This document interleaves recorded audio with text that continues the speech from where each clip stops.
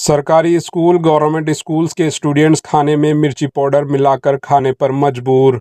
साबिक़ वज़ीर व BRS के MLA टी हरीश राव ने कांग्रेस हुकूमत की जानिब से सरकारी स्कूलों में तालीम हासिल करने वाले स्टूडेंट को गैर मियारी ग़िज़ा सरबराह करने पर तशवीश का इजहार किया। इन्होंने कहा कि इन स्टूडेंट के साथ जो मुल्क का मुस्तक़बिल है, हुकूमत को इस तरह का गैर ज़िम्मेदाराना रवैये का मुज़ाहरा नहीं करना चाहिए। इन्होंने ट्विटर एक्स पर बयान जारी करते हुए कहा कि ज़िले निज़ामाबाद के कोटागिरी मंडल के कुतापल्ली के गवर्नमेंट स्कूल में जुमे के रोज़ भूखे स्टूडेंट को चावल के साथ तेल और लाल मिर्च पाउडर मिलाकर खाना पड़ा था। इन्होंने कहा कि हुकूमत की जानिब से स्कूलों में नाश्ते की स्कीम को बर्खास्त कर दिया गया।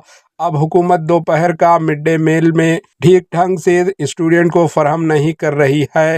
ये कांग्रेस हुकूमत की लापरवाही का मुंह बोलता सबूत है। इन्होंने कहा कि हुकूमत की जानिब से मिड डे मील तैयार करने वाले गुत्तेदारों के बिल और बावर्चियों और हेल्पर्स को तनख्वाहें जारी नहीं की गई हैं। इन्होंने डिप्टी चीफ मिनिस्टर भट्टी विक्रमार्का से मुतालिबा किया कि वो मिड डे मील के गुत्तेदारों को बकाया बिल की रकम और बावर्चियों और हेल्पर्स को फौरी तनख्वाहें जारी करें। Bureau report AHN news.